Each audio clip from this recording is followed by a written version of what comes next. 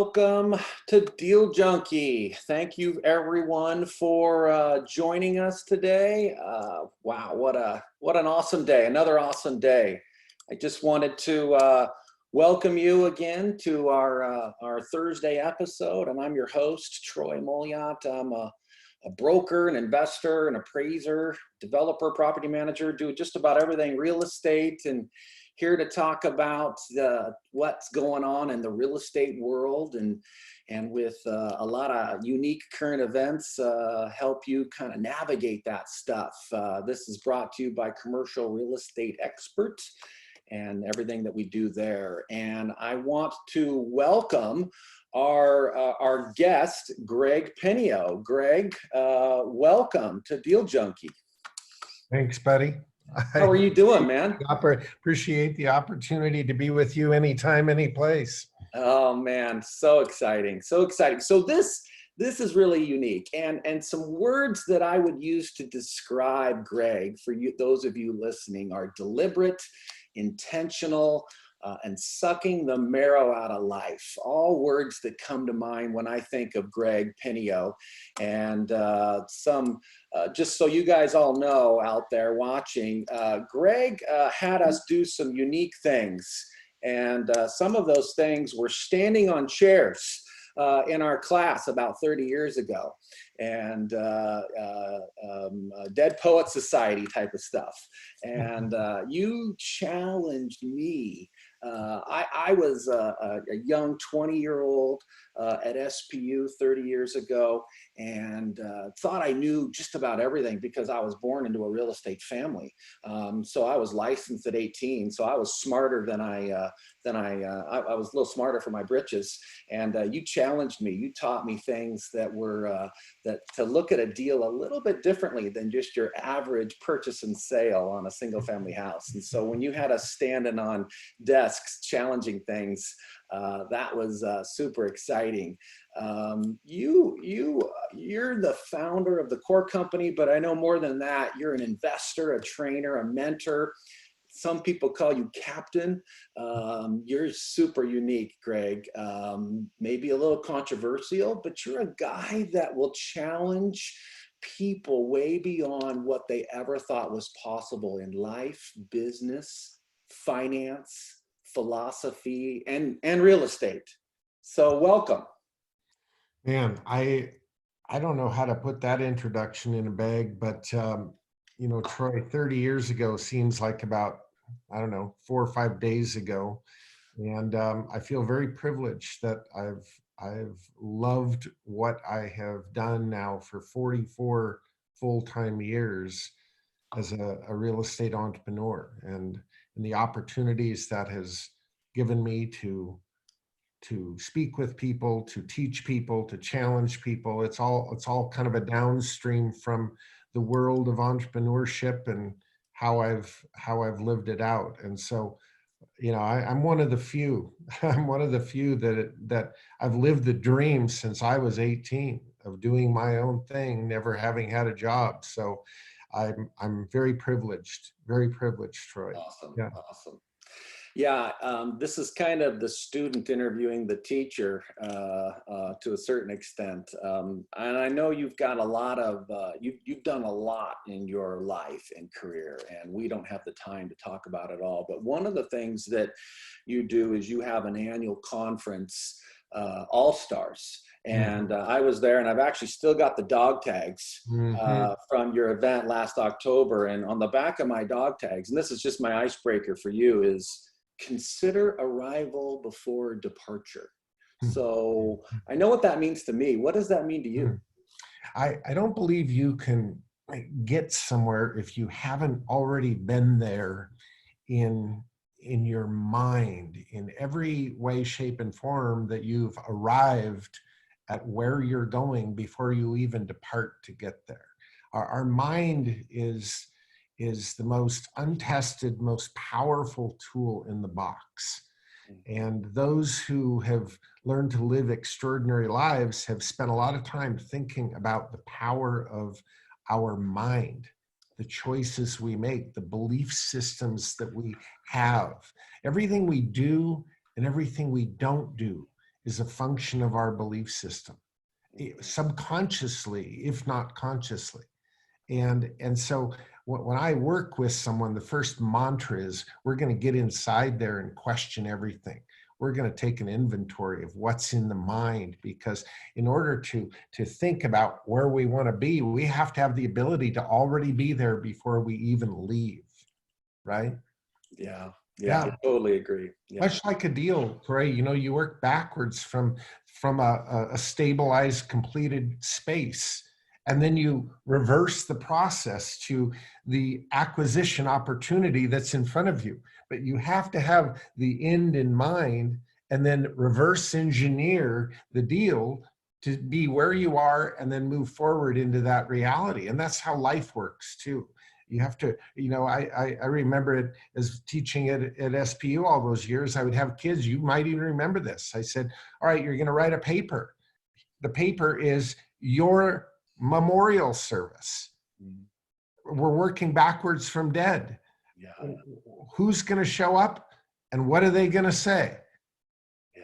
And the challenge is okay, if that's how you want it to go at the end, how do you reverse engineer that to live a life that somebody wants to show up and say something? Yeah. Right? You've lived that life.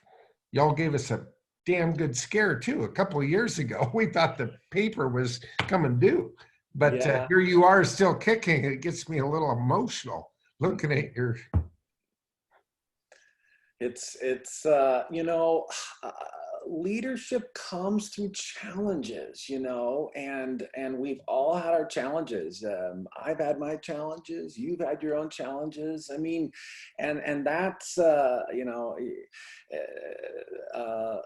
living for today means a lot more to me post-cancer than it did pre-cancer, because I think when you've been on the brink, when you've written your final letter to your wife and kids and meant it, it changes you. When you faced adversity and such, it looks you in the face. And I know you've had life lessons as well. What are some of the life lessons you've learned through challenges that you've had?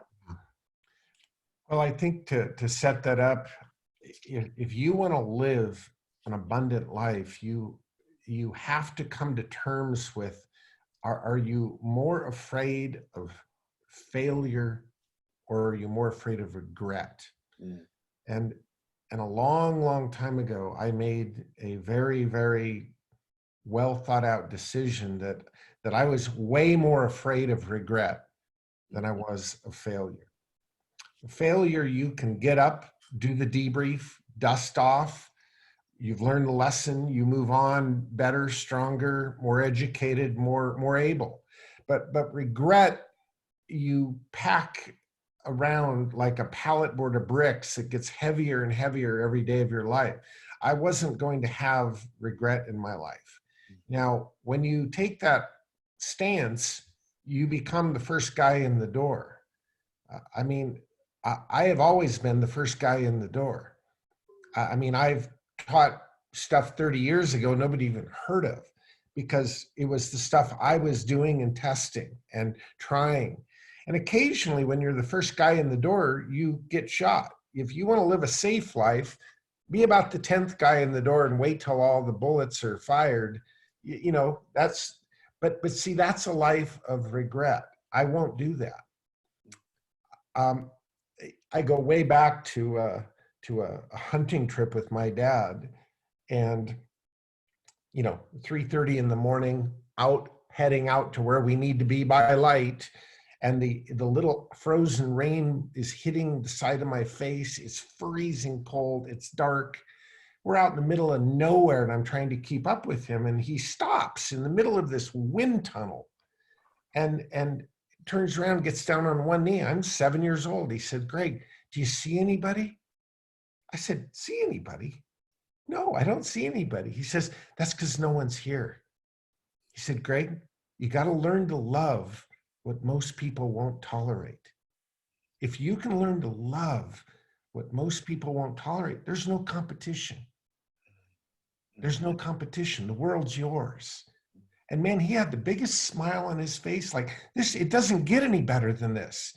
out in the middle of nowhere with frozen rain hitting your face. And I'll tell you, I've never forgotten that, Troy, because if you're an entrepreneur, you're alone a lot. You know, I love what you're doing because it's bringing a tribe together to compare notes. But boy, I'll tell you, back in the day, there wasn't all this technology that brought us together. You felt like you were the one off. You didn't have a job. You didn't have anything guaranteed. You were just out there testing your wits against all odds. And yet I learned to love that, to be the first guy on the job site, the guy sweeping up at midnight, doing crazy things that nobody in their right mind would do. You learn to develop a certain pride in yourself around that. So I don't know if that constitutes a philosophy, but I've defined life in my own terms of what does success mean? And I think that's really important, playing your own game and playing an inside job of success, not what everybody else says. But do you know that you're pushing yourself to your limits on a daily basis? That's the measure. That's the measure. So, and that's hard for people sometimes when they get stuck in their own pit, or they can't get out, or they can't see a rival. And I think that that's always the tricky part, is to show people where a rival is, working backwards, like you talked about. I know you have lots of Pinneoisms, as you like to call them, and I've seen pages and pages of them. And tell me a little bit about your investing philosophy and maybe some Pinneoisms that might go along with that. Yeah. Well, first of all, I think that starting with your philosophy is critical to any and everything we do. How do you think on life and possibility? I developed a little model years ago, just in my own study, my own research, my own reading, my own interviewing, like, how does this all work? And it finally came together in something so simple. It's almost too simple, but it starts with the idea that everything we do and don't do starts with our belief system. Well, the problem with that is that our belief system is installed between the ages of 1 and 4. And we don't even know it's being installed. It's being installed oftentimes by very unqualified, well-meaning people, but it's being installed. A lot of adults never question their belief system, what was installed. And yet they try to win the Indy 500, but they've been installed with a VW bug. And so questioning your belief system, ratifying it, remodeling it, or completely replacing it if necessary, is what every adult should do. I took my belief system to task. Most of it I saved, but I had to really remodel and replace some of it.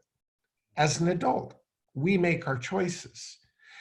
Our belief system opens or closes a door of possibility. We either do or don't do because of our belief system. But if something is possible, now we can create focused intention around it. Intention is, I want this. It's a prone position in a laser scope. It's, I really want this. If we have focused intention around anything, we're going to see the opportunity. Opportunities are everywhere, but we don't see them unless we're really in a place that we're looking for them. And so opportunity is everywhere. I believe that with focused intention, with opportunity, now, Troy, now we get to see if we got a toolbox. Because you could want to fly the plane all day long. There's the opportunity. Oh my gosh, I want it. There's the opportunity. But have I gone to ground school? You know what you're doing, training people in the tools of real estate is so invaluable.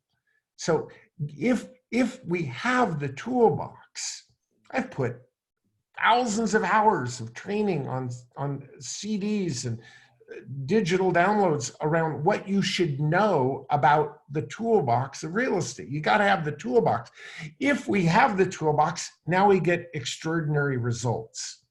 Now here's the cool thing. Extraordinary results automatically upgrade our belief system. It's like a 2.0 upgrade. And all of a sudden, the door of possibility swings open a little wider. And here we go. And so what I'm describing is a life that's going upward and outward, bigger and more amazing every year you live. That's how we're intended to live. I believe that. And yet sameness is the enemy. The anti-you in your mind is driven to keep you in sameness, kind of quiet desperation. Yeah. And so it takes a real concerted effort to break out of that and start this upward and outward movement. So philosophy is everything. I can't change the conditions of what's happening out there. I can't detect, a world with a virus, a world without a virus, an economy, a this or that. So much I'm out of control. But I can control the way I think, the way I frame what's happening. And I mean, I don't know that you could have created in a laboratory more opportunities than I'm seeing right now to serve people and build a wealth portfolio. It's amazing. Yeah. You talked about the toolbox, and I think I go back 30 years ago, and I knew I had a puny toolbox. I thought it was packed full of, this is what a purchase and sale agreement looks like. This is a deal. This is how the normal deal is done. But I think where you challenged me more than anything was that the toolbox was puny, and that it was much larger, and there were so many different wrenches and sizes and screwdrivers and unique hammers and needle nose pliers with a bent to them, whatever it may have been. There's a lot more out there, and I think that really blew my mind. And so education, we always talk about, is key. Finding people that can be your mentor is key. We all have mentors. One of the people I love to follow is John Maxwell, and he says leadership sounds different, it looks different, and I think that you have a lot of those things. You sound very different when you talk about real estate, and I think that that's exciting to a lot of people. Everybody has a why, and what's your why, Greg? Yeah, I think that whys can evolve over time, right? But if I were to put it in a nutshell, Troy, I would say that in one word, where I'm at my place in life right now, my why, what gets me up in the morning, is impact.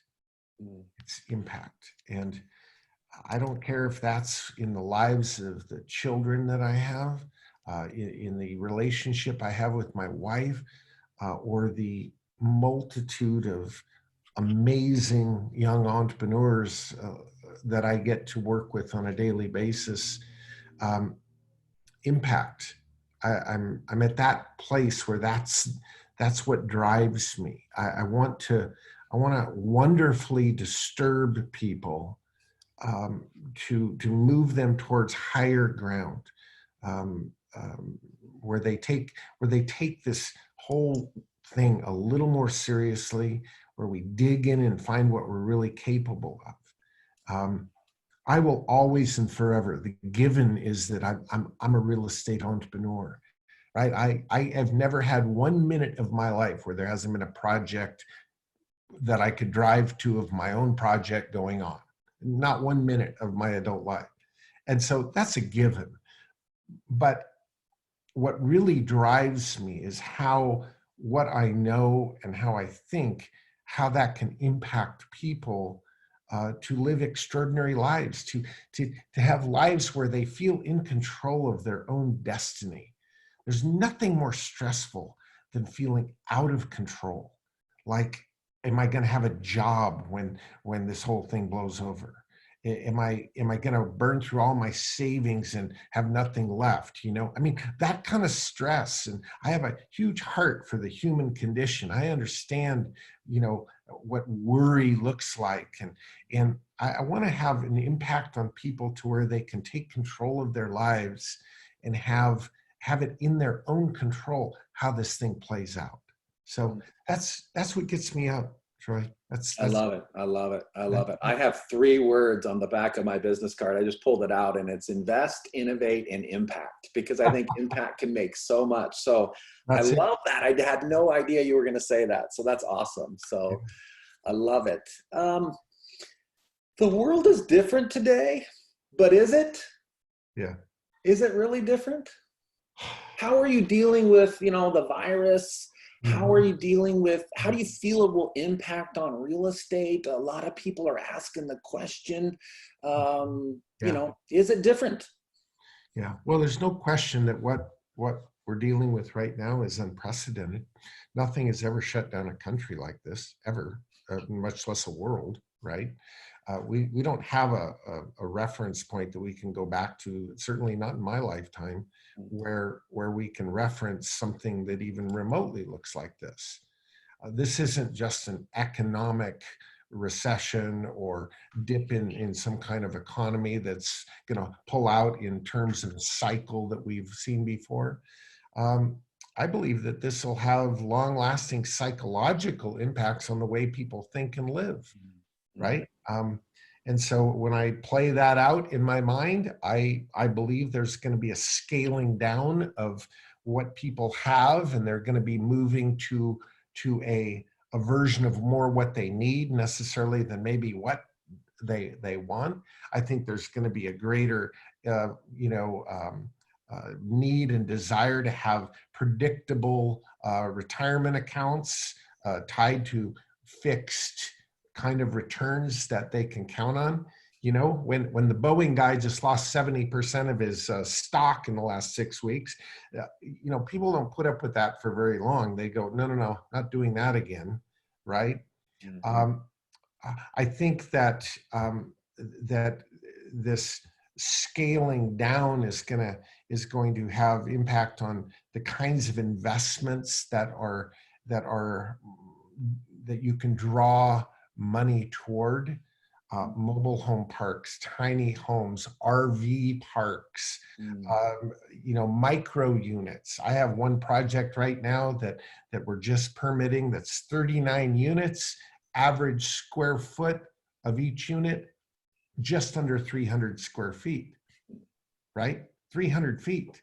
But I love that project in this climate, in an infill environment, because, hey, it's got a neo-angle shower toilet, it's got a small kitchen, it's got a stack washer dryer, it's got a queen-size bed loft with everything you need in less than 300 feet.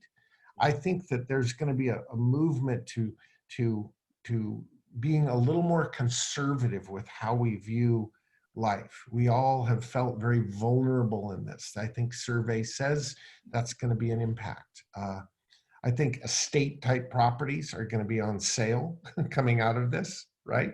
I think toys are going to be on sale, right? If you're looking for a great boat or airplane or this or that, they're already starting to show they're on sale, right? So the entrepreneur kind of has this sense of cause and effect. Although we've never seen the likes of this, we're all anticipating certain changes.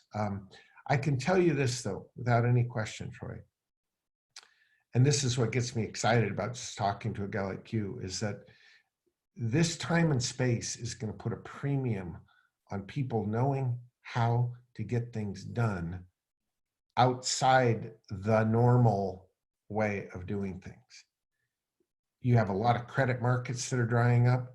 You have a lot of the way things have kind of always been. Well, we're going to come out to where a lot of doors are being shut. So it puts a premium on those that have deal structuring tools to know how to engineer a deal with tools and strategies that most people have never even seen before.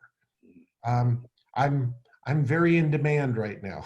I hate to say I probably politically non-correct, but I've been the only guy on a lot of flights lately, sitting with people, showing them how to deal structure something when the way they had it going just fell apart. But everybody still wants to do it, but nobody knows how to do it. Yeah.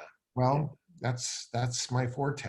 And so I have this saying of adapt or die. I mean, you've got to adapt. And absolutely. and again, I think if one thing, our listeners can just realize, there is a way to do it. And just because one person or 10% or 14 banks say no does not mean no.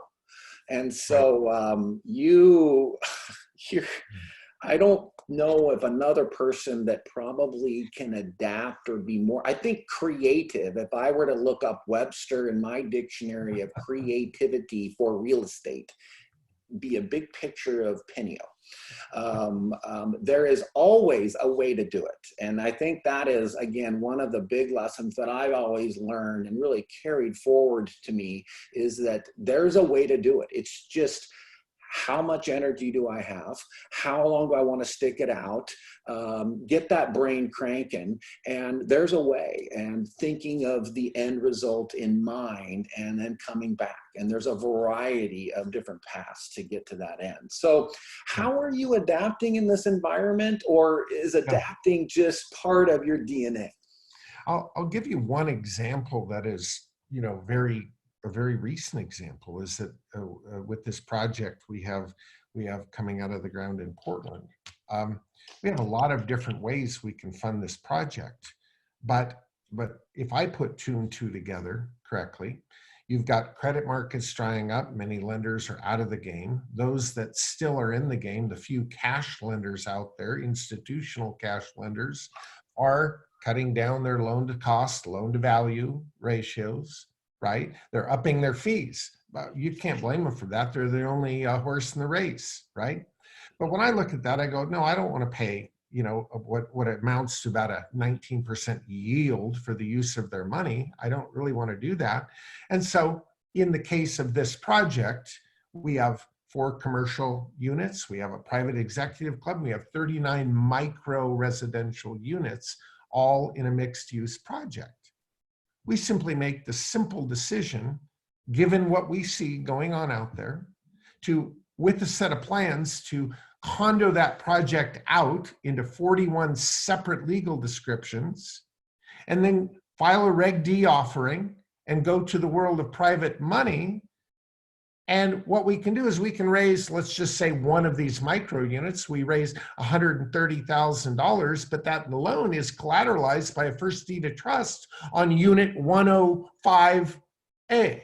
You see what I mean? It's got its own first position collateral at a 69% loan to value ratio and a 1.3 debt coverage ratio. At 6% fixed rate interest in a market that's just lost 35% of principal in their retirement account. You see, it's adding up the pieces and going, I don't want to do this, but there's a need for fixed rate, first position collateral investment dollars having to have a place right now. There's a world of self-directed IRA money that's walking around like an orphan right now, hoping for mom, right? Yeah. And so here we've created 41 first position slots to bring in private money. And that little pivot has saved us $1.3 million in interest and fees on this project. Wow. You have to adapt. Yeah. You have to, but the tools to even see that, to really even understand it, I've sit in front of people that aren't you, that don't have your training and your expertise in toolbox, and they look at you like, where did that thought come from? You probably see a lot of aha moments, like just like what? Like, I mean, you could do that? Yeah, like, that's so wonderfully there's more in the toolbox there. There's more than just the Phillips screwdriver. Yeah, right. Vice grips. What are those? Right. Yeah. So one thing we love to do on Deal Junkies, we love to run the numbers, and you sent me over a deal, and I'd love to just have you kind of take us through the deal. And so this is the deal. Maybe you can kind of walk us through the deal here. Sure. This again, there's a lot of things in any one little deal, but let's just take this is an example of a simple, well-located infill 6-unit apartment building. And of course, it's never seen the market. Of the last 200 buildings I've bought, 2 have been listed. So, we have ways of stirring up opportunity, but always in a 10 location. Price I paid is $1,150,000, 50 down. Now you think, wow, how in the hell? Well, this is obviously a seller who has an attorney and a financial planner that's motivated by capital gain deferral. He's got a basis. He's had this forever. Every dollar he gets, he's going to pay in gain. And so he's motivated by deferring capital gain. And so the smaller amount down, the better. 1.1 on a note, 3.5% interest. People look at that and go, how in the world would anybody agree to that? Well, listen, how many billions of dollars are in the bank right now at less than 2, right? This is a collateralized 3.5% note. Yeah. We have to get out of our own way, yeah, and realize that this is a good thing for people in this climate. A 25-year term, all outstanding principal due and payable 25 years from closing. Payments are interest only or more. That little or more does many, many things. Not just it precludes a prepayment penalty, but it takes this note, and when you have, as a part of the lettuce and tomatoes, when you have a first right of refusal to purchase the note, it gives you an opportunity to buy this note at a discount if they ever sell it in the future. So that little or more is a big deal. Now, okay, at its face, I could buy this apartment, rent it out, and all's good. But whenever I see a situation where I can offer to the tenants an opportunity to buy a unit in the building whereby their effective payment structure is at or less what they're paying in rent, that's kind of fishing in a barrel, right? I know the answer is going to be yes. And so if you go to the next slide, in this one, what I do is I slice this up, and I'm now going to play the bank. I take this note for $1.1 million and I slice it up into 6 separate notes. That's because I built in what's called an exchange of note clause. I'm breaking a $100 bill into 5 20s. That's all I'm doing. It doesn't change the obligation, the amount, the terms. It just breaks it up into smaller notes. At the same time I'm doing that, I take the building and slice it up into 6 separate legal descriptions, right? So now I can collateralize each note of 183 and change with a first position deed of trust on each of the newly created legal descriptions in the same building. Okay. And now I've set this up to be able to sell this unit to the tenant on a note collateralized by an all-inclusive trust deed. I would never want to cash out my cost of funds at 3.5%. I'm going to be the bank of me, and I'm now going to be the lender selling this unit to the tenant with a reasonable amount down, something that has a little skin in the game, not much. And then I'm going to be the bank and charge them like 6.99% interest. And I can get away with that because I'm providing a low down. They already live there. I'm giving them the financing. So if you look at that model, and the next slide, how that looks, I take the note and divide it up into 683 and change. My cost of funds on each note follows the terms of the mothership note. The interest, the term, the lettuce and tomatoes from the mothership all carry down to the smaller notes. So now I have 6 notes at the same rate and term, $534 a month on each note. I sell those units for $320, which is a steal for an infill condominium 1,100 square foot unit, right? I get 5% down. I'm now the beneficiary on a note for $304 at 7% interest. There's my incoming amount per note. Now, when you look at the tax advantages of them paying me this interest payment and this interest being a write-off on their taxes, effectively they're paying out less money for housing, owning it, than they did renting it. So it's a pretty easy proposition when you show people that. The cash flow difference is $1,200 per door times 6 doors. And I've just created a long-term cash flow machine with, at the end of it, of course, a nice little carrot of equity, the difference in spread between the notes.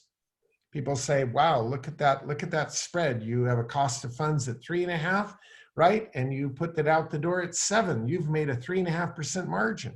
No, that's not true. I've made 3.5% on the equity difference, right? In other words, on matching funds, I've made 3.5%, but on the equity difference, I've made 7. So when you blend 7 and 3.5, I'm making better than a 5.5% margin on my cost of funds. We have to realize that we're in the finance business, Troy. You know, real estate is just the clothing that finance wears. Yeah. And yet so many people are out there all focused on the real estate. I'm much more focused on the financial structure. And I work with a given that I only could do it in the right location with good buildings. Make sense? You just did a rap. I thought raps were only in the 80s, 70s. I mean, what? I don't understand. That's Wow. legal. I mean, what are you? You're doing funny business here. But you took a private note. You met someone's need on a private note because of tax reasons. There's a lot of people I talk to in the investment world. They're like, I don't want to sell my large apartment building or this or that. I got a basis that's 0 or it's $100,000 on this $5 million property or whatever. And so 1031 is the only option for them, or an installment sale or over time. And so you did that. You worked your magic on the note because 98% of everything when you're doing seller financing, if not 100%, is the verbiage in the note. And I know you are a master. You're not an attorney in note knowledge. You've got a PhD, and so you really understand how those nuances are in the notes. You were able to slice that up and then meet another need to people that are like, I'd love to own it, but I don't have the cash down. And you're able to work that and really meet multiple people in that scenario. I love it. And that's just knowing you. That's just the start of the creativity. We're barely out of the dugout with that one, but it's a good one to just sort of start the game with, because you know there are principles of substitution of security clause, exchange and note clause, first right of refusal clause. These are things that have to become part of your bloodstream to be in the deal structuring business. So yeah. Where do people, you see a lot of people, and you see people that take this and they push the envelope in their own little world or in their little micro niche or something. And I know there's just hundreds and hundreds of cases like that. But where do people, why do they fail? Like why? What do they do? What is that core principle on why they don't go to the next step or get out of the dugout? Yeah, you know, Cord, this to me, Troy, this is where there's a world out there dangling shiny tools in front of people. And there's nothing more common than bookshelves and garages filled with training that, quote, never went anywhere. And this is why, really, when I start with someone, training is the second step of tools. We have to talk about who we are, what we believe, how we view the world. We have to have our philosophy so intact that now the tools become a matter of fact, right? This is where I think that many teachers in the last 20 years that I think I've been to every real estate conference on the planet with all these groups teaching. I mean, you know, every big stage teaching. But I think that what I see is a disservice, that everybody wants to get to the shiny tool that quote makes the money, but we're all just kind of running past the who are you, what do you believe, what are your core values, what motivates you, what's your intention, how do you define success? Because outside of that framework, the tools are just a tool. They don't have life and drive and motivation and purpose. They don't have a why to them. They're just tools. They're screwdrivers and hammers and pliers. That's all they are. And so this is where we have to start. It's that with that place of questioning everything of ourselves and build that infrastructure so that our drive and our motivation is much, much deeper than the net result of some paycheck. That almost is the last thing I think of when I go in and sit with somebody. I want to deal structure something that meets their needs, gets them where they're going. Intuitively, I value engineer the effort to know if this makes sense as an entrepreneur. But it's the given. The tools are going to drive me to that. I don't even have to think about that. The heart and the motivation is comes from who I am philosophically inside as a person, my belief system. And that's where we have to do the heavy lifting. And boy, I'll tell you something. You look at having gone through some things that you have, Troy, and you could maybe look back in some ways and say that they were blessings in disguise, because they force you to look at the real questions that you need answers for, and to see you come from that. It's as a additional strength to now. It's not what you do, it's who you are becomes the thing you're most proud of, right? Yeah. So No, and I tell this to a lot of people, and I am better off having gone through cancer. 1 in a million get the cancer I have, not the best success rates on the percentages, odd stats, doctors, 5 surgeries, 35 days at the University of Washington in rehab surgeries. But, I am better off for it. And I think that comes back to people that are afraid of maybe failure, or they're afraid of the challenge. And when you embrace the challenge and you do see it as a blessing, as another step, a hard one, because I know what chronic pain is. There have been times where I've been curled up in a ball in pain at 3 a.m. crying, saying, okay, Lord, take me now. Sure, I've been to that point, but being beyond that, surviving that, learning from it, going, it's okay to go to the pit occasionally, but coming back to know where your center is. For me, it's faith, family, a lot of different things. And so coming back to that center and loving what you do, the why, the impact, as you said, is so rewarding. And so exciting. So, wow, this has been awesome. I mean, beyond awesome. I think I was in your first class at SPU that you taught, and it's crazy, 30 years. If people want to get a hold of you, we're just scratching the surface. And so if people want to get a hold of Greg, this is his cell, and I'm not lying. I put this up here. This is Greg's cell. If you want to call or text him or get a hold of him, this is his info. Greg, you have some events coming up as well too.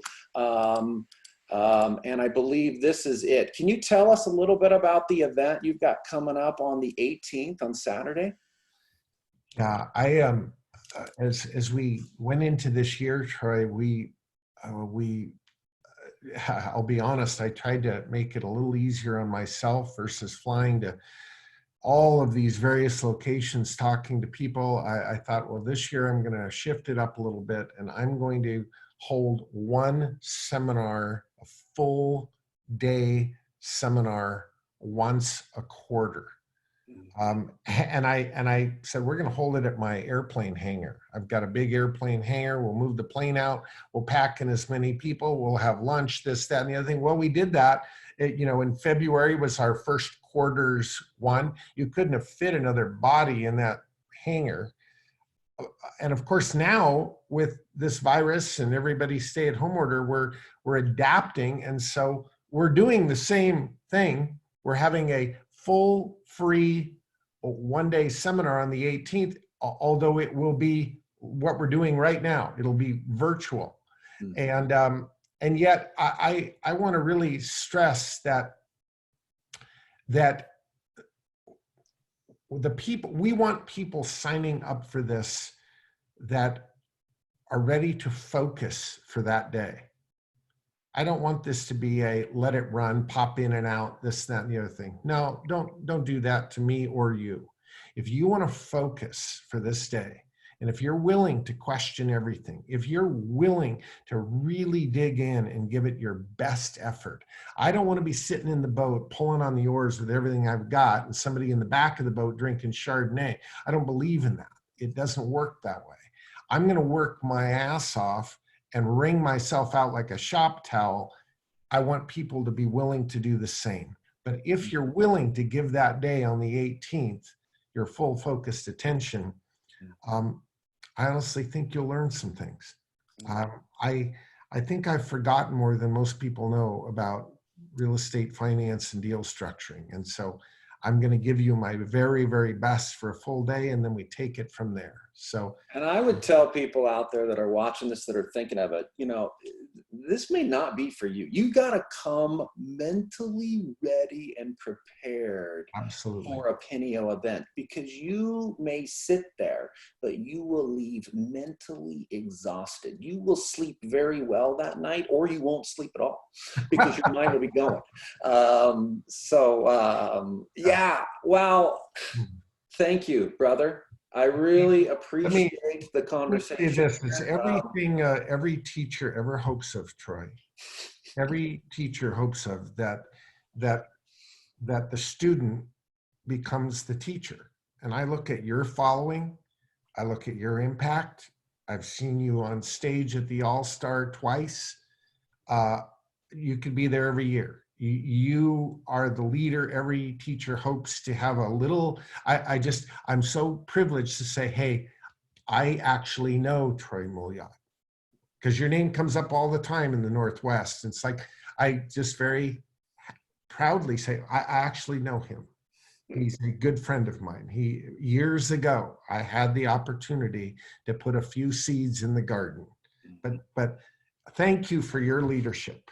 Thank you for your training, for what you're doing with people. Every parent wants to eat the dust of their kids. Well, shit, I've eaten dust from you.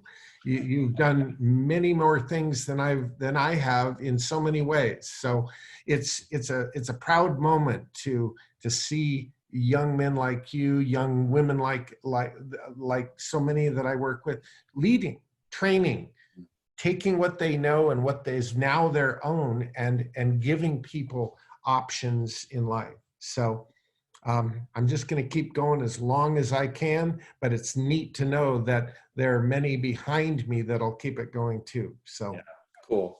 Thanks, brother. Well, thank you so much. I appreciate that. And just to conclude, for those of you that aren't familiar with us, I do have a calculator out there where we run the numbers. These are my tools and things that I've created. So you can go to creecalculator.com, and that's my calculator where we run the numbers.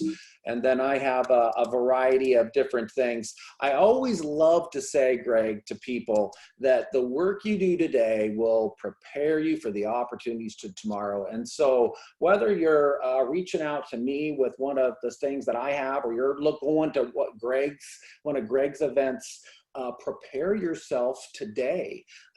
Prepare today, because there are going to be and are opportunities tomorrow. And so these are just a little bit of our stuff that we're doing. If you want to go to creebroker.com, you can. We've got a free coupon there that has a discount for our course and such. and a variety of things. I do case studies on all of my actual deals. And so that stuff is there for people. Greg, promotion's done. Thank you so much, brother. I appreciate you. Stay well, stay safe. I'm excited for your event on the 18th, and it's just been a privilege to interview you, and I wish you only the best in the impact that you are making and will continue to make. Thanks, buddy. Yeah. Okay. We'll talk This has soon. been Troy Moliot. Thank you so much, everyone, and have a wonderful day and weekend. Take care.